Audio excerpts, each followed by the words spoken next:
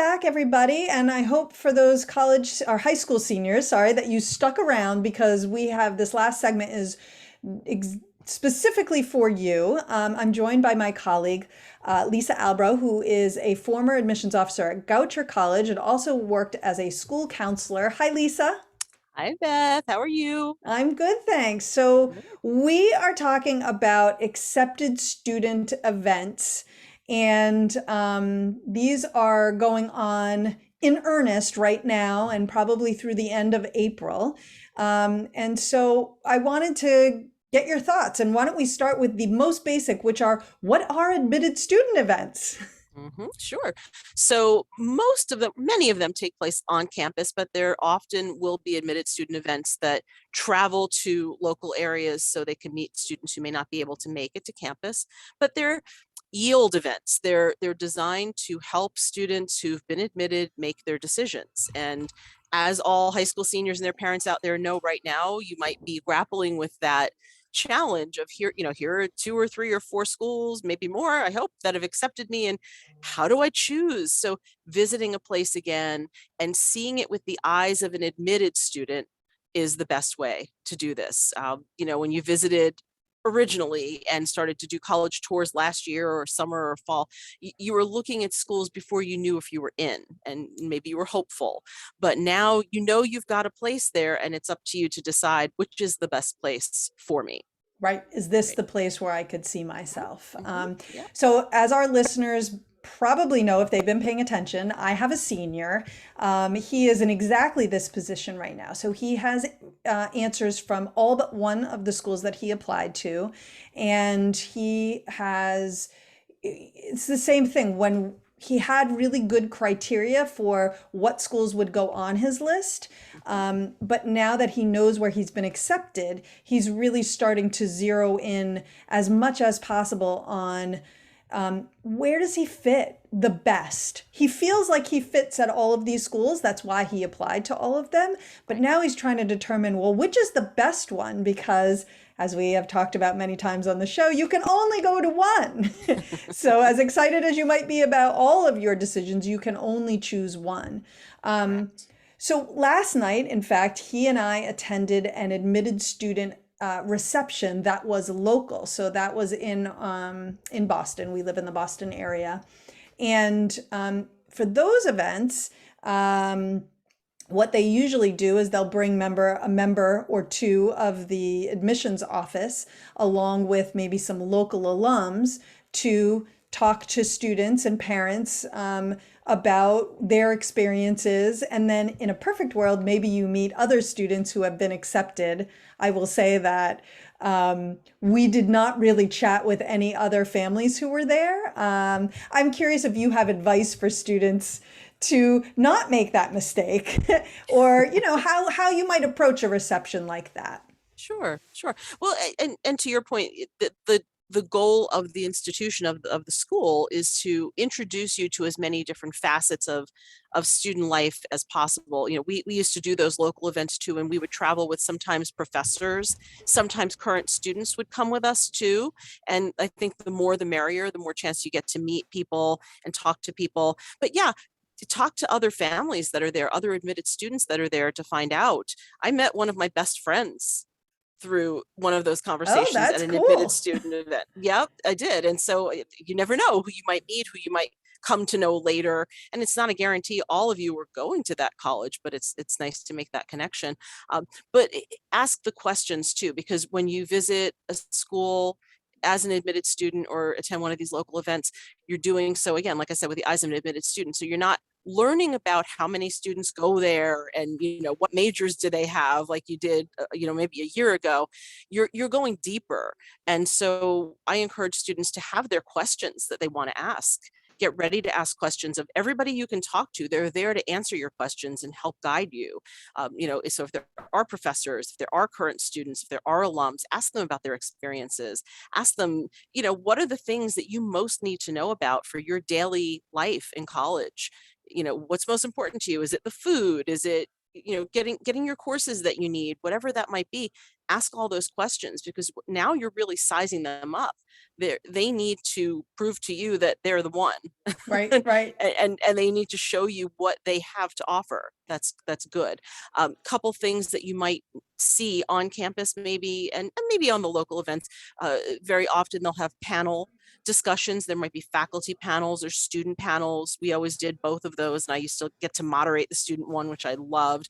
And sometimes I would cringe though, because students were very honest Hmm. in the student panels, which was great for families who were there to discover this is the place for them, but a little bit nerve-wracking for those of us who, really wanted everybody to enroll who was sitting in the room. And sometimes a student might say something that would make us go, oh, but Right. it's not canned. They say what they mean, and what their experience has been. Oftentimes, a lot of the open house or the admitted students programs will have things like majors fairs where you can learn more about the specific majors or departments. There might be activity fairs where representatives from a lot of the different activity groups on campus might be there. They'll have a table or a booth, and you can stop by and learn about, okay, this might be here for me when I come here. Sometimes they used to have overnight stays. We always did overnight stays at Goucher, which again, for us as administrators was really nerve wracking because we had all Yes. these 17, 18-year-olds, on the campus visiting, and we were hoping that they were taken care of overnight in the dorms. But it was a great way for them to spend, a day and a night on campus and eat in the dining halls and walk around and go to classes and see what that felt like from a Right. student Yeah. perspective. My personal experience has been that not one of the schools that my son applied to is offering that overnight option. COVID. It does, well, COVID, it also feels like a lot of schools, if they ever had it or if they did have it, which many did, kind of have gotten away from it. There, I think, ultimately too many liability issues, Mhm. and there may be some schools that still do it, but that hasn't been an option. I'm curious about your thoughts. So I mentioned that we did a local event. We're also going to visit that school in person. I would say that that is one of his top choices. Any advice for families in terms of should they be going to every single accepted student event, or how do you narrow that down, or should you narrow that list down? Mhm. I think you do need to narrow it down somewhat. I mean, if you're accepted to, say, 8 schools, let's Right. say, you may not be able to make all those visits in this short time frame. I mean, there's still school, you still need to finish up your senior year and all those things, and you might have sports or events and things. So I would say think about which schools you must visit in terms of where haven't you already visited, if any schools, and Hmm. if there's serious contenders on your list, please visit. Don't Yes. deposit, please. I mean, I know, a year and a half, 2 years ago, it was a little bit different story when you couldn't visit campus, when everything was shut down and you had to make those decisions without seeing a campus sometimes. That's a different story. Now that most campuses are open and you can go, please, please, please see the place before you put down your deposit and Yes. enroll, right? I mean, it's just, to me, it's foolish to not do that if you can avoid it, please. But uh, you can't always make it right to every campus, so organize it by the ones you must see, and maybe some will be revisits. Maybe some you did see very early on in your touring and you don't remember a lot about it, or you didn't want to get your hopes up when you first visited, so you looked at it through a different lens. But now that you're in, you want to go back and see it, from that perspective, from the admitted student perspective. So think about that. I would say the ones that are closest, that they're not a long trip, you don't have to do an overnight, to stay overnight in the area. If you can just get there easily and back home, and they're having an open house, do it if you can. Right. If you can afford to miss school to do it, That's or a if it's big a one. weekend, right? Yes. But yeah, you may not be able to make them all. But if it's a place you've seen a couple of times, you may not need to go back again as an admitted student. If you really have to pick and choose which ones to go to, maybe that's lower on your list, but more important are the ones that you must see. Right. And, from my perspective, I do think sometimes if you go to see all of the places where the student was accepted and it is 8 schools, sometimes that doesn't really help with clarity. Sometimes it actually confuses the issue. So even it's very expensive, and certainly you could say, let's narrow it because we're not going to spend all that money to go see every single school.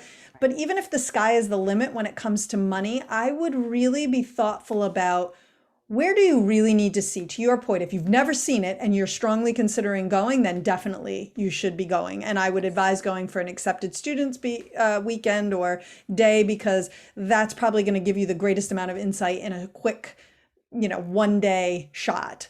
But if you're not really that excited about a few schools, but then maybe that's a sign, and you can kind of let those go, especially if you've seen them before. My son has narrowed in on 3 schools that he likes a lot, and so we're going to return to 3 schools versus going to every single school that he's been accepted to. Because I think that would be overkill, and I don't think it would help him determine which one was best. I think he has done a little bit of that sorting in his brain already, and we're going with that. So, that's some advice from what we're doing in my house. Take it for what it's worth. What do you think about depositing before you attend a admitted student day? What are your thoughts on that? I'm very wary about that. I mean, you already have a place in class, you have a spot. Why deposit first and then visit? You don't want to be that kid who, oh, let me withdraw my deposit because I changed my mind, even though it won't impact you tremendously, I guess, on the other end. But you don't want to be that kid, or that parent, right, who puts down deposits and withdraws. We really want to try to keep it to making one deposit to the place that you go to, not multiple deposits. Right. I mean, and if you're going to spend the money to go visit, it's sort of, to me, unless they're pushing it on the housing front, and usually that's a separate, or often it can be a separate deposit. It's like sort of a housing deposit. Sometimes it's refundable, sometimes it's not. We're not having a whole conversation today around how ethical or not it is to require a student to deposit when they technically have until May 1 to let you know. Mm-hmm. I think our listeners probably know that we are not big fans of that, but I also understand institutional needs and priorities and things like that. But if you're going to go and you want to have a conversation, maybe the financial aid package wasn't quite what you were hoping for, or just simply wasn't enough. Maybe you were hoping that there might be a little bit more merit money. The second you deposit, you've lost your bargaining power, right? So they know they've got you. They don't have to work harder to keep you. Exactly. You're there and you've accepted. And so you really want to hold off. And again, if you are going to see the schools in a week, just wait the week.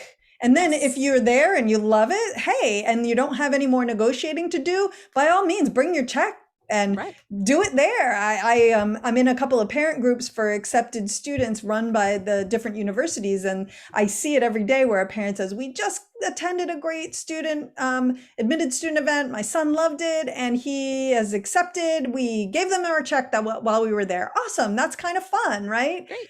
But exciting. There's no need to do it in advance. Correct. What are some other things that you recommend that students check out while they're on an admitted student event? Sure. I would definitely check out the career development office, or whatever they call it on that campus, because let's face it, you're not just going to school to be a student, you're ultimately wanting to go to grad school or into the workforce. So go visit career development. They might have a table or a booth at some fair too, but look for the place where you're going to be going for help with internships, help with jobs. If something like study abroad is important to you, maybe visit that office or that department if you can. Sometimes that's run out of the dean's office. Sometimes it's its own entity. It varies from school to school. Visit, the academic buildings, find out about majors, find out about, if you want to be an engineer and you're really into engineering, if there's an engineering building, find out what's available to you, see the labs, see the places where you'll be doing the nitty gritty of your work. If you're an athlete, if you're interested, or recruited or not, but if you're recruited, most likely you've already done your visits. But if you're interested in playing a sport, even intramurals, club sports or something, go visit the athletic facilities, see what they have, spend some time there, talk to some coaches or some people, some students working out, what have you.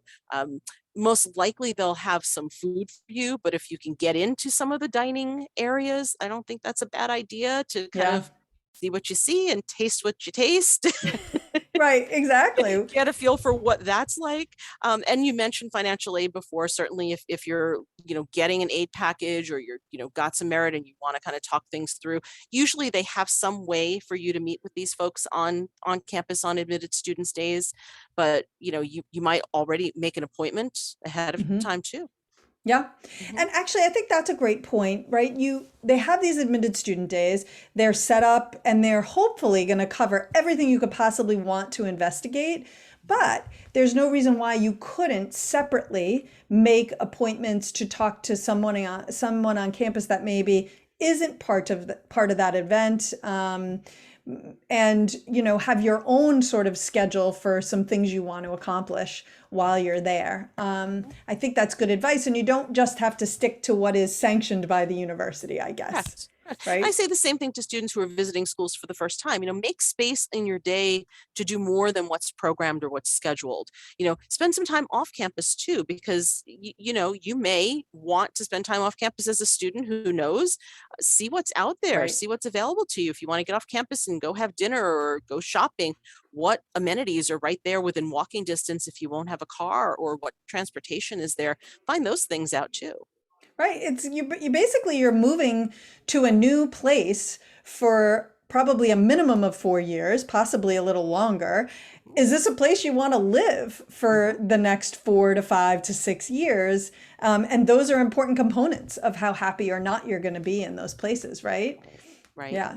So my son and I really we're into food. I don't love the word foodie because that's just so overdone, but we like food. So when we went and visited a bunch of different college campuses, I looked for a really great restaurant near every campus so we could just try something that we knew had been identified as really good. And when we go back, we're doing the same thing. We're looking for, ooh, there was that restaurant there we wanted to try and it wasn't open when we were there. Or this place is a place that apparently students love to go to. So let's try this place when we go back again.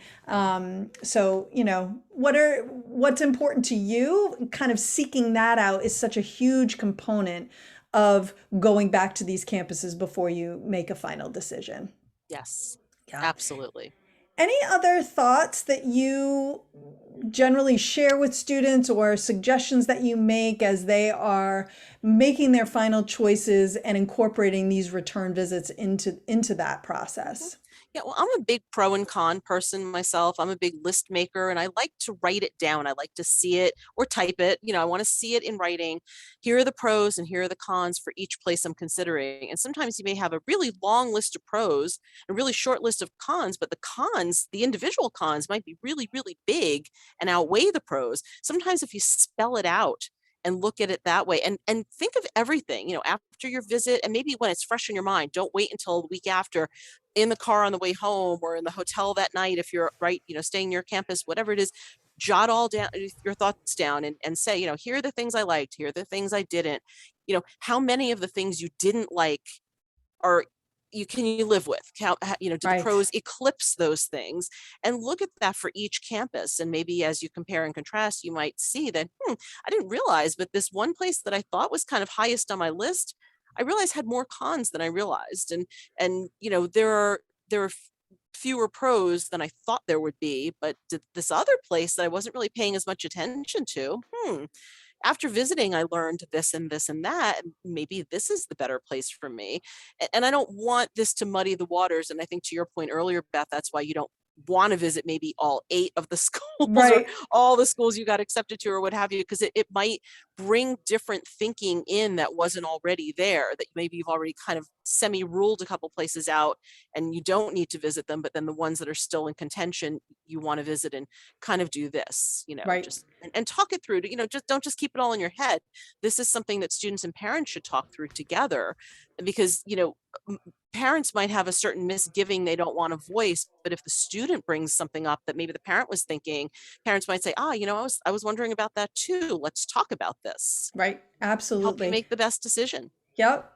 Mhm. Lisa, thank you so much for being here today. I think really good advice, and I just appreciate your time. Thanks for having me. Absolutely. Okay, next week, Sally is hosting. We're talking about sports academies as a high school choice, creating a preliminary college list, and also borrowing for college, whether or not to do that. What are some pros? What are some cons? Just so you go into it with your eyes wide open. And don't forget, we are here every Thursday, 4 p.m. Eastern and 1 p.m. Pacific.